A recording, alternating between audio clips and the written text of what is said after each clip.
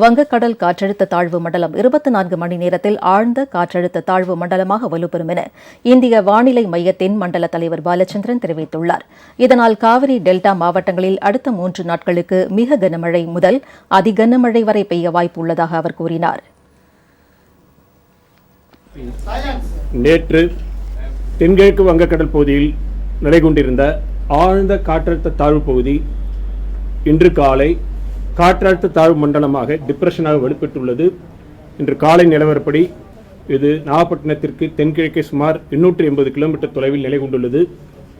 இது தொடர்ந்து அடுத்து வரும் 24 மணி நேரத்தில் ஆழ்ந்த காற்றழுத்த தாழ்வு மண்டலமாக டீப் டிப்ரெஷனாக வலுப்பெறக்கூடும். வலுப்பெற்று இலங்கை மற்றும் தமிழக கடற்கரையை நோக்கி நகரக்கூடும்.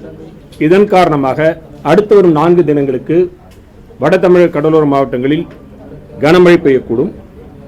அடுத்து வரும் 24 மணி நேரத்தை பொறுத்தவரையில் டெல்டா மாவட்டங்களில் மற்றும் ராமநாதபுரத்தில் ஓரிரு இடங்களில் கன முதல் மிக கனமழையும், கடலூர், மயிலாடுதுறை, அரியலூர் மற்றும் சிவகங்கை மாவட்டங்களில் ஓரிரு இடங்களில் கனமழையும் பெய்யக்கூடும். 26 மயிலாடுதுறை, காரைக்கால், திருவாரூர், நாகப்பட்டினம் மாவட்டங்களில் மிக கன முதல் அதிகன மழைக்கும், விழுப்புரம், புதுச்சேரி, கடலூர், அரியலூர், தஞ்சாவூர், புதுக்கோட்டை, சிவகங்கை மாவட்டங்களில் ஓரிரு இடங்களில் கன முதல் மிக கனமழையும் பெய்யக்கூடும்.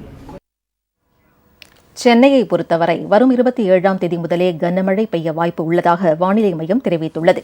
இந்நிலையில் சென்னை, கடலூர், நாகை, புதுச்சேரி, காரைக்கால், பாம்பன், தூத்துக்குடி உள்ளிட்ட 9 மீன்பிடி துறைமுகங்களில் 1ஆம் எண் புயல் எச்சரிக்கை கூண்டு ஏற்றப்பட்டுள்ளது.